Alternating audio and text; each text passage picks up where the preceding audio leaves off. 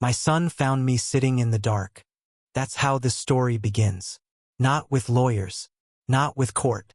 Not even with the ring. Just me. In my kitchen. Lights off. Refrigerator humming like it was trying to remind me it still existed. Mom, why is there no food? His voice sounded too loud in that empty room. It was 8:17 p.m. on a Tuesday in late October. Cold already.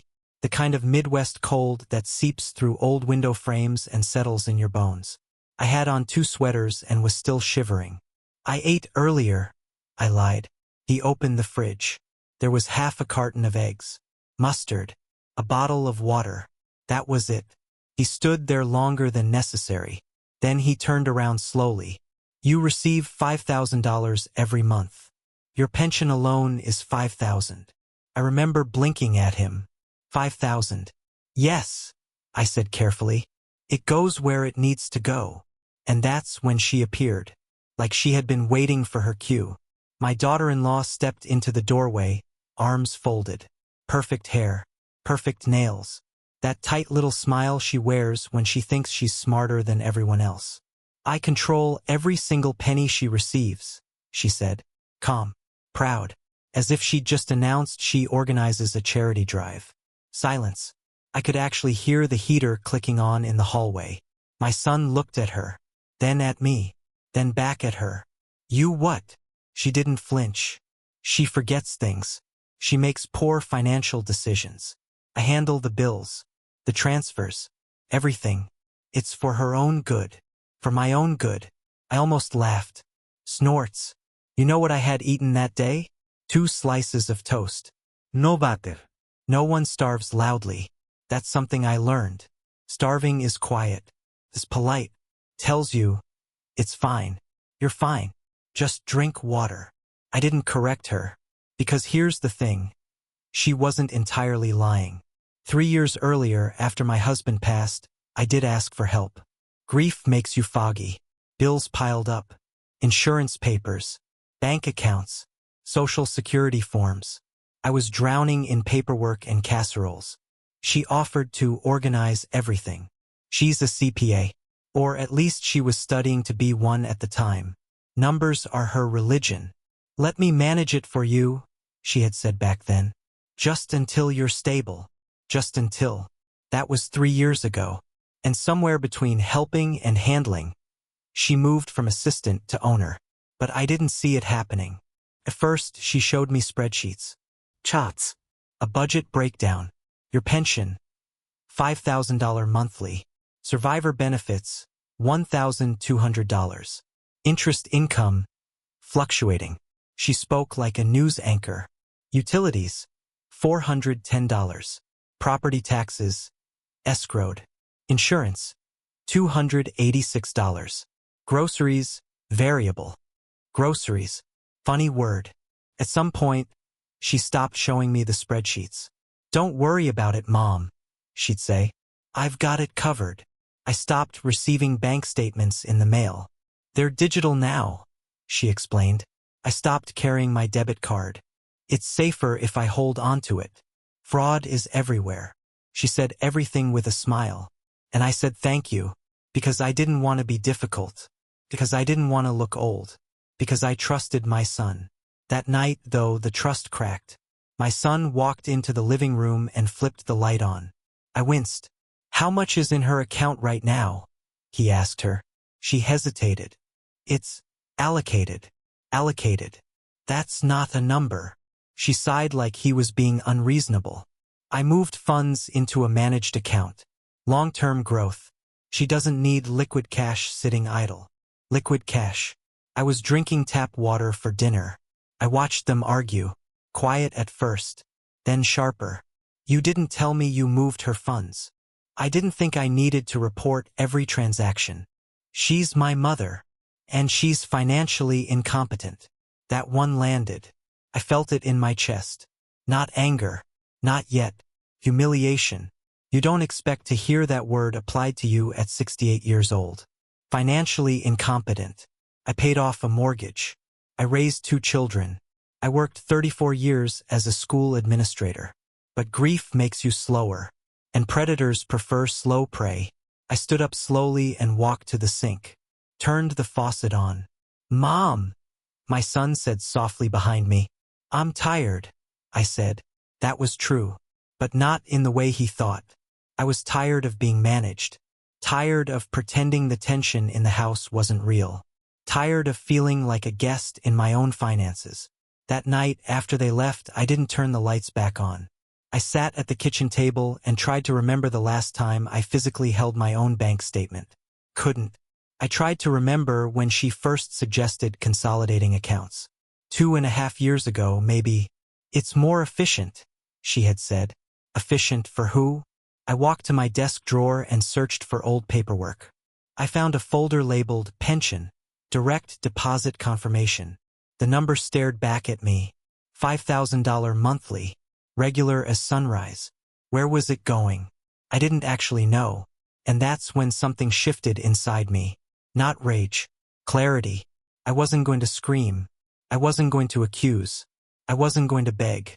I was going to learn.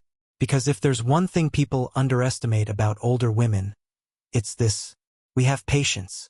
3 years of silence can turn into 3 months of precision.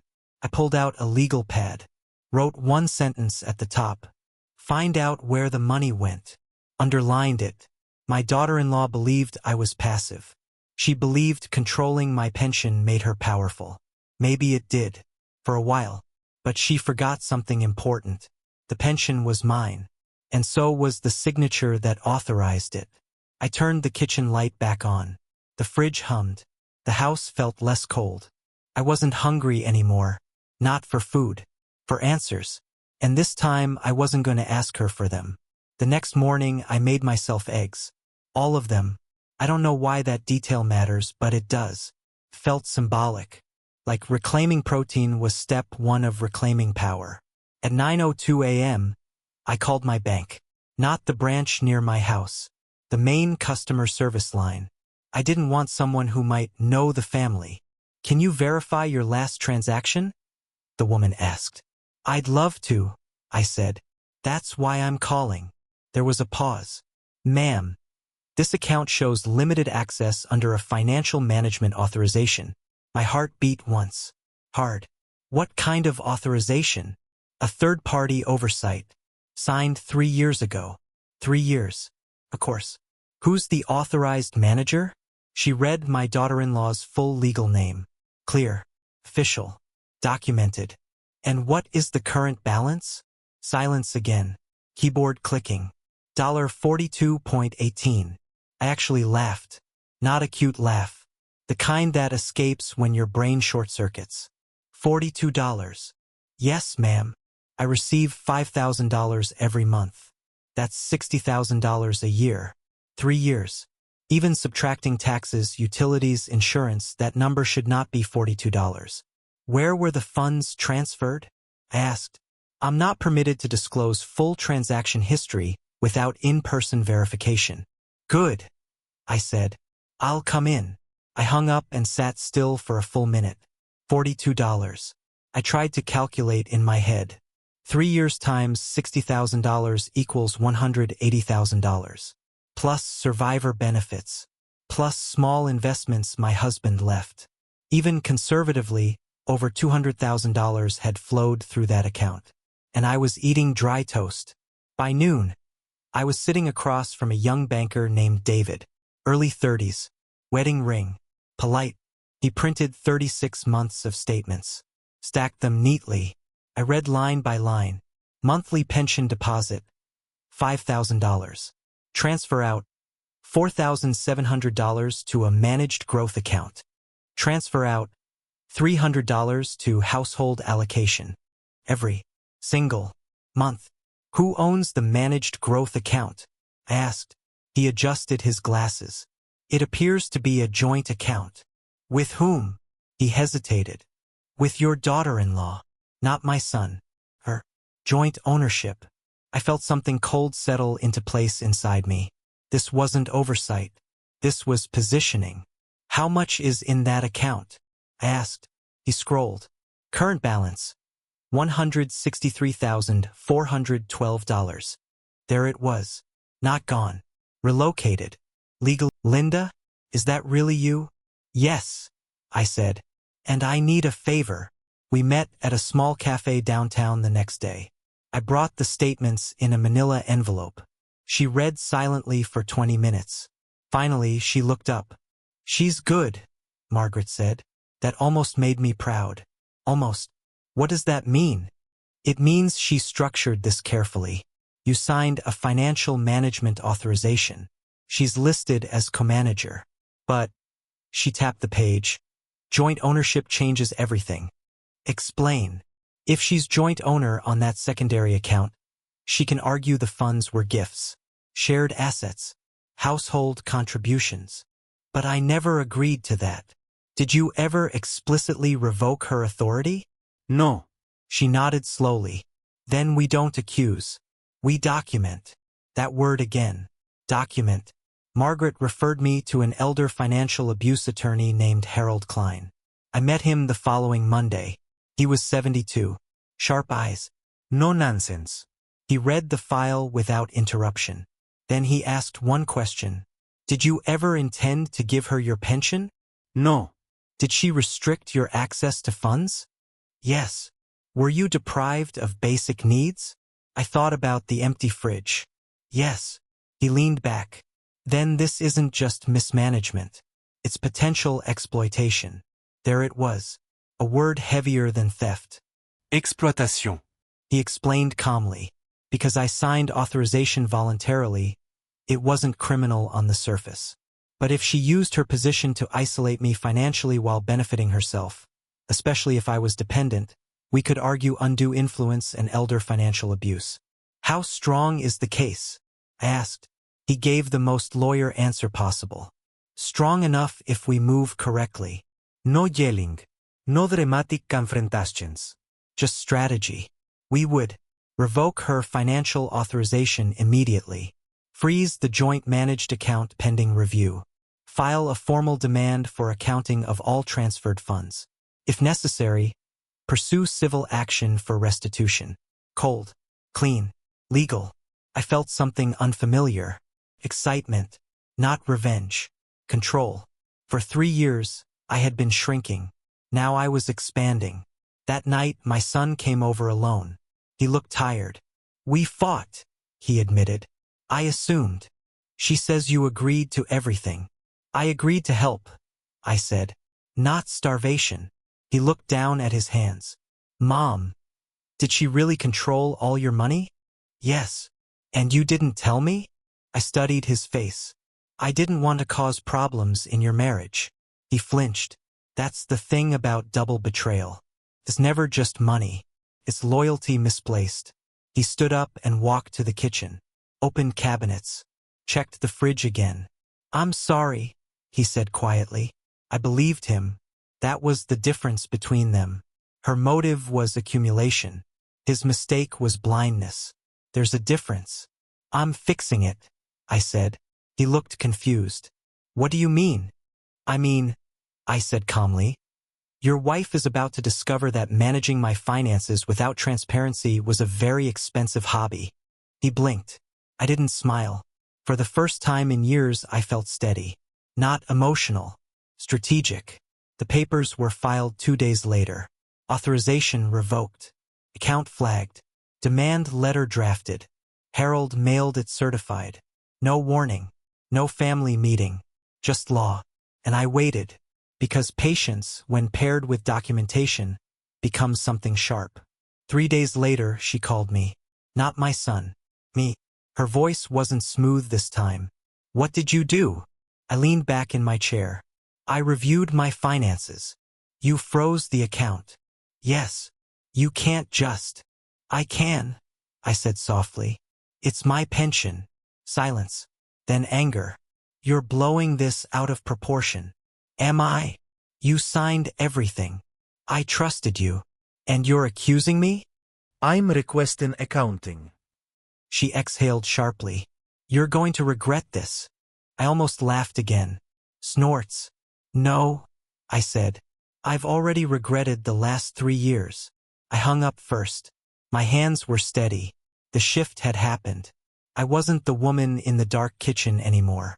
I was the woman with copies, and lawyers, and time. The investigation was no longer internal. It was official. And when paper trails start moving, people start panicking. The next move wouldn't be mine. It would be hers. And panic makes people sloppy. Panic has a sound. It's not screaming.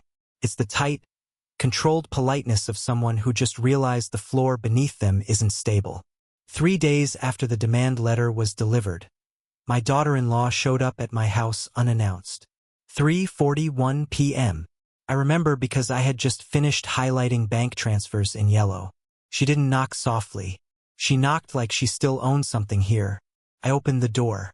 Her makeup was perfect. Her composure wasn't. "We need to talk," she said. "We are talking," I replied, not moving aside. She stepped in anyway. Boldness is often just fear in a tailored jacket. She placed her purse on the table like she was claiming territory. "This legal stunt?" she began. "It's unnecessary. The money is invested. It's growing." "For whom?" I asked. "For the family. We don't share a last name," I said.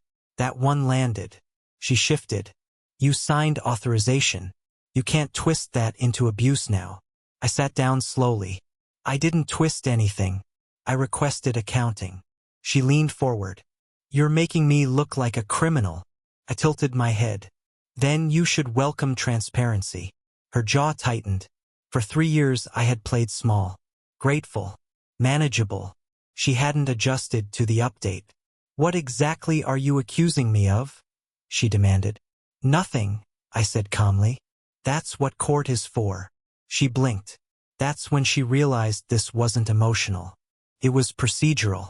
Before she could respond, the front door opened. My son. He didn't greet her. He didn't greet me. He looked at the manila folders on the table. Then at her. "Why didn't you tell me the managed account was joint under your name only?" Her eyes flickered. "It was simpler." "Simpler for who?" "For tax efficiency." He let out a short, humorless breath. "I spoke to an advisor today," he said quietly. Her face changed. "Advisors mean verification. Verification means exposure." "You went behind my back?" she snapped. "No," he replied. "I went behind yours." Silence. I didn't interrupt. I wanted the truth to surface without my fingerprints on it. "That account," he continued, "has withdrawals labeled consulting fees." "Who were you consulting?" She crossed her arms. "That's irrelevant." "It's $28,000, he said. That number hung in the air like smoke. 28,000. "Market analysis," she said quickly. "With no registered firm?" Silence again. He pulled something from his pocket. Printed statement. I asked for full breakdown. She looked at me. "You involved him?" "No," I said. "You did." And then something happened I didn't expect. He removed his wedding ring. Not dramatically. Not thrown. He just slid it off. Set it on the kitchen table. The sound was small. Metal on wood. But it was louder than any shout. "What are you doing?" she whispered. "You said you controlled every penny she received," he said evenly. "I didn't realize that included controlling what I was allowed to know. This is about your mother manipulating you." He cut her off. "No. This is about you isolating her." Her composure cracked then. "You're choosing her over me?" He shook his head. I'm choosing facts. I watched them like I was watching a play I'd already rehearsed. The twist wasn't the ring. It was him. I had prepared for battle alone. Instead, he stepped into alignment. She turned to me. "This is what you wanted." "No," I said softly. "I wanted groceries." "That did it." She snapped. "You're acting like I stole from you. You transferred over $160,000 into a joint account under your primary control," my son said, "without informing me, without informing her of structure changes. I was protecting assets." "From who?" She didn't answer, because the honest answer was simple. "From me. From the possibility that I might reclaim them." That's the thing about financial control, it masquerades as protection. Until it isn't. My son picked up the ring, looked at it, then placed it back in his pocket. How far are you planning to take this? She asked. I met her eyes. As far as the paperwork goes. She laughed, but it was thin. You're going to destroy your son's marriage over money? I folded my hands. You already tried to destroy my independence over money. The room felt smaller. He stepped back from her. You need to get legal counsel, he said quietly, because Mom's attorney is filing for civil recovery. Her voice dropped. You wouldn't. He didn't answer. That was answer enough. She grabbed her purse. You're both overreacting. No one responded. She walked to the door. Stopped. Turned back. You'll regret humiliating me. I almost smiled. Humiliation requires innocence. After she left, the house was silent. My son sat down heavily. I didn't know, he said. I know. I thought she was helping. So did I. He rubbed his face. I feel like an idiot. Good, I said gently. He looked at me, startled. Why good? Because awareness is uncomfortable, and discomfort means growth. He let out a tired laugh. Where did you learn to be this calm? 3 years of practice. We both sat quietly. The ring wasn't back on his finger. That wasn't revenge. That was consequence. Over the next week, things accelerated. Her attorney responded. Defensive tone. Denial of wrongdoing. But here's what they couldn't deny. Restricted my debit access. A limited cash availability below reasonable living standards. Transferred pension funds into joint ownership without documented gifting intent. Used funds for personal liabilities. The forensic review found $46,000 directly traceable to her credit card consolidation. Another $12,000 labeled business development. There was no registered business. Paper trails don't lie. People do. The turning point wasn't explosive. It was clinical. Harold filed a motion for temporary asset freeze and restitution review under elder financial exploitation statutes. Once that was submitted, it became public record. Public record changes social dynamics. Suddenly, she wasn't defending pride. She was defending reputation. And reputations are expensive. 2 weeks later, she requested mediation. Not because she was sorry, because exposure was riskier than repayment. I agreed. Not out of mercy, out of strategy. The ring stayed off. The paperwork stayed on. And for the first time since my husband passed, I felt something steady inside me. Not vengeance, not bitterness, just balance returning. The climax wasn't loud. It was controlled. And control, when restored properly, feels better than any dramatic confrontation. Mediation was scheduled for 9 a.m. on a Thursday. Neutral office. Beige walls. Too much coffee in the air. She arrived with her attorney. I arrived with mine. My son sat behind me, not beside her. That detail mattered. The mediator, a calm woman in her 60s, laid out the rules. No interruptions. No shouting. Everything confidential unless escalated. Professional. Cold. Perfect. Her attorney began. My client categorically denies malicious intent. She acted in good faith to protect and grow family assets. Harold didn't blink. Then she should welcome full accounting and restitution. We presented the numbers. $163,412 in the joint managed account. $58,000 in personal withdrawals flagged as unrelated to my care. $4,700 monthly transfers labeled without informed consent of ownership restructuring. Restricted liquidity left at $42.18. The mediator looked at her. Did you limit her access to daily spending? It was budgeting, she said. Did she have independent debit access? No, but did you inform her the secondary account was jointly titled in your name? She signed the authorization. Harold slid a copy forward. Authorization for management, not conversion. Silence. You could feel the shift. It wasn't about feelings anymore. It was about language. Contracts don't care about tone. They care about definitions. My daughter-in-law tried a different angle. She was grieving. She asked me to handle everything. I spoke for the first time that morning. I asked for help, not ownership. My voice didn't shake. That surprised me. The mediator nodded slowly. There appears to be a discrepancy between assistance and control. That sentence was surgical. My son finally spoke. I didn't know she was joint owner. Her head snapped toward him. You're siding with them? I'm siding with transparency. There it was again. Transparency. Such a simple word. Such a dangerous one for people who prefer shadows. After 3 hours of back and forth, the mediator requested private caucuses. They pulled her and her attorney into a separate room. We waited. Harold leaned toward me. She's calculating risk, he said quietly. If this escalates publicly, elder financial exploitation carries civil penalties and reputational damage. Will it go criminal? My son asked. Depends on intent. But the exposure alone may be enough. 40 minutes later, they returned. Different energy. Less defiant. More contained. Her attorney cleared his throat. My client is prepared to settle. Of course she was. Because settlements are quieter than trials. Terms were discussed. Final agreement. A full restitution of $104,000 transferred into joint ownership beyond documented living expenses. Removal of her name from all accounts immediately. Written acknowledgement of financial mismanagement. Coverage of my legal fees. A structured repayment of the remaining disputed amount over 18 months.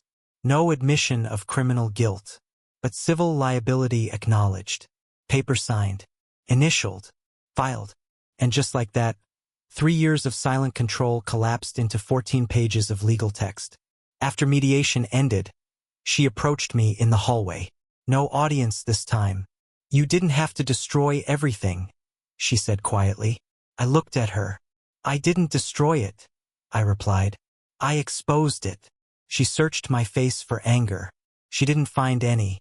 That unsettled her more than rage would have. You've turned him against me. No, I said gently. Your choices did. She swallowed. For what it's worth. I thought I was being smart. I know. And I did. That was the tragedy. She valued leverage more than trust. And leverage eventually isolates you. My son walked out of the building beside me. The ring was still off. What happens now? He asked. Now? I said. Life gets quieter. He nodded. 2 weeks later, she moved out. No dramatic screaming. No police. Just boxes. Controlled consequences. Their marriage didn't end that day. But something essential did. Trust. And trust, once audited, rarely regains full value. Over the next month, restitution payments began. Money returned. Access restored. Debit card reissued in my name. Statements mailed to my address. Simple things. Powerful things. I went grocery shopping alone for the first time in years. Do you know what I bought? Butter. Steak. Fresh fruit. Ridiculous things like gourmet coffee. Not because I needed them. Because I could. Snorts. Freedom tastes better than revenge. The legal case closed formally 63 days after it began. No headlines. No viral drama. Just corrected balances and updated signatures. Professional. Precise. Cold. And effective. The first night after everything was finalized, I left the kitchen light on. Not because I forgot. Because I wanted to. It's strange how something as small as a light switch can feel symbolic. 3 months earlier, my son had found me sitting in the dark. Now the refrigerator was full. The cabinets were full. My name was back on every statement that mattered. And the silence in the house felt different. Not heavy. Peaceful. Restitution payments continued exactly as ordered. Automatic. On time. Court monitored. There's something deeply satisfying about structured accountability. Not explosive revenge. Not humiliation. Structure. My son started coming by every Sunday afternoon. Sometimes we cooked. Sometimes we just sat on the porch. The ring never returned to his finger. I never asked. He told me eventually. She said she did it because she didn't trust you to manage it. Then she admitted she liked the control. Control. That word again. I nodded. People reveal themselves under money pressure, I said. He looked tired. Dual oversight requiring my direct written consent for any transfer above $2,000. Independent annual audit. Trusted contact person, not family, listed with the bank. He closed the file and said, "You handled this correctly. I appreciated that more than I expected. Because that was the real victory. Not the money returned. The method. I didn't scream. I didn't accuse blindly. I didn't implode my son's marriage with emotional theatrics. I documented. I verified. I moved strategically. Cold revenge isn't about cruelty. It's about clarity. My daughter-in-law tried to reach out once. A text. I hope someday you understand. I didn't respond. Understanding doesn't require reconciliation. Some lessons are meant to remain boundaries. Over time, the tension dissolved into distance. They separated formally 6 months later. Irreconcilable differences. That's the official phrase. Unofficially, trust once broken becomes arithmetic. And arithmetic rarely lies. People sometimes ask me now, quietly, carefully, was it worth it? All that legal conflict. I always answer the same way. What was the alternative? Continue shrinking? Continue eating toast in the dark? Continue allowing someone to redefine my independence as incompetence? No. The best revenge isn't destruction. It's restoration. Restoring your access. Restoring your agency. Restoring your dignity. Money wasn't the core issue. Autonomy was. And here's the philosophical part, if you'll allow me one. Betrayal doesn't start when money moves. It starts when silence replaces transparency. The first month she stopped showing me statements, that was the real beginning. I just didn't see it. Now I teach my friends something simple. Never sign authority without review. Never surrender visibility for convenience. Never confuse help with ownership. And most importantly, never let fear of causing conflict cost you your independence. Conflict handled strategically is cleaner than quiet exploitation. I still receive $5,000 every month. It lands in an account only I control. I track it myself now. Takes 15 minutes. Funny how something I once felt too overwhelmed to handle now feels empowering. Grief made me foggy, but fog lifts. And when it does, you can either resent the people who took advantage of it, or you can sharpen yourself. Les choses sharp. Sometimes at night, I sit at the kitchen table with the lights on and think about that moment. My son standing there, asking why there was no food. If he hadn't walked in that night, maybe I would have stayed quiet longer. Maybe not. But here's what I know. Being underestimated is temporary. Being prepared is permanent. She thought she controlled every single penny I received. She forgot something important. I controlled the signature. And once I understood that, everything changed. The kitchen hasn't been dark since.